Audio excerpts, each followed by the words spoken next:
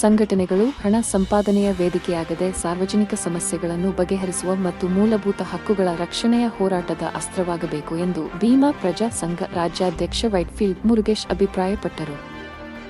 ಪಟ್ಟಣದ ಅಂಬೇಡ್ಕರ್ ಭವನದಲ್ಲಿ ಭೀಮಾ ಪ್ರಜಾ ಸಂಘದ ನೇತೃತ್ವದಲ್ಲಿ ಆಯೋಜಿಸಲಾಗಿದ್ದ ನೂತನ ಜಿಲ್ಲಾಧ್ಯಕ್ಷರ ಆಯ್ಕೆ ಕಾರ್ಯಕ್ರಮದಲ್ಲಿ ಮಾತನಾಡಿ, ನಿಕಟಪೂರ್ವ ಜಿಲ್ಲಾಧ್ಯಕ್ಷ ಮುನಿರಾಜುರವರ ಜಿಲ್ಲಾಧ್ಯಕ್ಷ ಅವಧಿ ಮುಕ್ತಾಯವಾಗಿದ್ದು, ಮುಂದಿನ ಅವಧಿಗೆ ಜಿಲ್ಲಾಧ್ಯಕ್ಷರ ಆಯ್ಕೆ ಪ್ರಕ್ರಿಯೆ ನಡೆದಿದ್ದು, ಸರ್ವ ಸದಸ್ಯರ ಅಭಿಪ್ರಾಯದಂತೆ ಕಂತೇಪುರ ಮಠದ ವಾಸಿಯಾದ ಶಿವಾನಂದರವರನ್ನು ಭೀಮಾ ಪ್ರಜಾ ಸಂಘದ ನೂತನ ಜಿಲ್ಲಾಧ್ಯಕ್ಷರನ್ನಾಗಿ ನೇಮಕ ಮಾಡಲಾಗಿದೆ ಎಂದರು. ಹಾಗೂ ಇವ್ರ ಮೂಲಕ ಸಂಘಟನೆಯಲ್ಲಿ ನಮ್ಗೆ ಏನೇ ಥರ ಬೆಂಬಲ ಇದ್ರೇನೋ ಅದು ಅವ್ರ ಮುಖಾಂತರನೇ ನಾವು ನಡೆಸಿಕೊಡುವಂಥ ದಾರಿಯಲ್ಲಿ ನಾವು ಮುಂದೆ ನಡೀತಾ ಇದ್ದೀವಿ.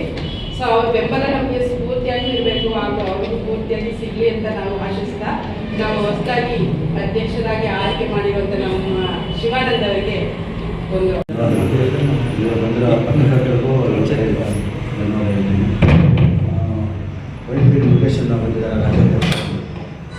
ಶಿವಾನಂದ ಜಿಲ್ಲಾಧ್ಯಕ್ಷರು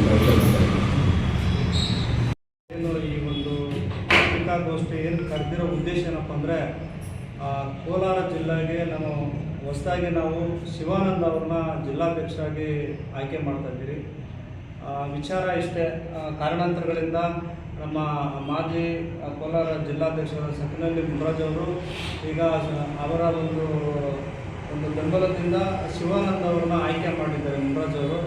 ಹಾಗಾಗಿ ಭೀಮ್ ಪ್ರಜಾ ಸಂಘ ಈ ಒಂದು ಒಳ್ಳೆಯ ಕಾರ್ಯಕ್ಕೆ ಎಲ್ಲರೂ ಒಂದು ಬಡವರ ಪರ ಮತ್ತು ರೈತರ ಪರ ಎಲ್ಲ ಜಾತಿ ಬಡವರ ಪರವಾಗಿ ಒಂದು ಹೋರಾಟ ಮಾಡೋದಕ್ಕೆ ನಮ್ಮ ಒಂದು ಸಂಘಟನೆ ಯಾವತ್ತೂ ಸದಾ ಇರ್ತದೆ. ಮತ್ತು ಯಾವುದೇ ಒಂದು ಕೆಟ್ಟ ಚಟುವಟಿಕೆಗಳಿಗೆ ನಮ್ಮ ಸಂಘಟನೆ ಅದರ ವಿರುದ್ಧವಾಗಿರುತ್ತೆ. ಹಾಗಾಗಿ ನಾವು ಈ ಸಂದರ್ಭದಲ್ಲಿ ಶಿವಾನಂದ ಅವ್ರಿಗೆ ಹೇಳೋದು ಒಂದೇ ಒಂದು, ಬಾಬಾ ಸಾಹೇಬ್ ಅಂಬೇಡ್ಕರ್ ಈಗಾಗಲೇ ತಮ್ಮ ಮಾಧ್ಯಮದ ಮುಖಾಂತರ ನೋಡಿರ್ತೀರ. ಯಾಕಂದರೆ ಇಡೀ ರಾಜ್ಯದಲ್ಲಿ 200 ಮೀಟರ್ ಬಾಬಾ ಸಾಹೇಬ್ ಅಂಬೇಡ್ಕರ್ ಅವರ ಪುತ್ಥಳಿ ಬೇಕು ಅಂತೇಳಿ ರಾಜ್ಯದಲ್ಲಿ ಒಂದು ಮೊದಲನೇ ಧ್ವನಿ ಎತ್ತಿರುವಂಥ ಸಂಘಟನೆ ಯಾವುದಾದ್ರೆ ಅದು ಭೀಮ್ ಪ್ರಜಾ ಸಂಘ.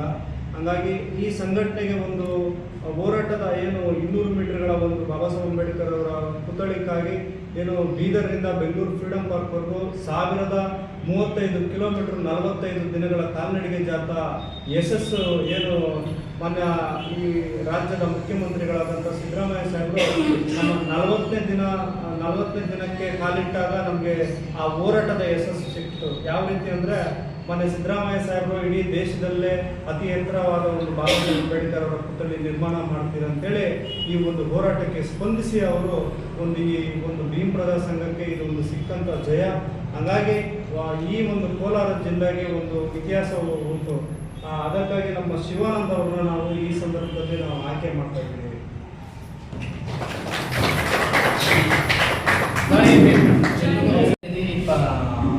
ಪತ್ರಕರ್ತರ ಅವರಿಗೆ ನನ್ನ ಸ್ವಾಗತವನ್ನು ಕೋರುತ್ತೇನೆ. ಇಲ್ಲಿ ಏನಪ್ಪ ಅಂದರೆ ಕಾರಣಾಂತರಗಳಿಂದ ಇದುವರೆಗೂ ಮುನ್ರಾಜಣ್ಣ ಅವರು ಜಿಲ್ಲಾಧ್ಯಕ್ಷರಾಗಿ ಕಾರ್ಯ ನಡೆಸ್ಕೊಂಡು ಹೋಗ್ತಾ ಇದ್ರು. ಕಾರಣಾಂತರಗಳಿಂದ ಅವರು ಏನೋ ಸ್ವಲ್ಪ ಪರ್ಸನಲ್ ಇಶ್ಯೂ ಇದೆ ಅಂತ ಹೇಳ್ತು, ಅದಕ್ಕಾಗಿ ಜಿಲ್ಲಾಧ್ಯಕ್ಷರು ನನಗೆ ಪೋಸ್ಟಿಂಗ್ ಕೊಡ್ತಾ ಇದ್ದಾರೆ.